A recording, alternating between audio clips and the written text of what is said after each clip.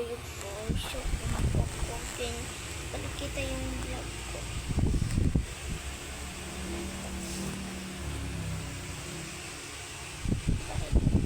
Kita niyo ito yung vlog ko pa. Ito yung vlog ko.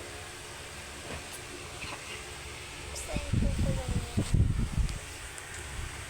Hindi ko makita yung vlog ko. So, yung kasi ko sa iba naman may gawin tayong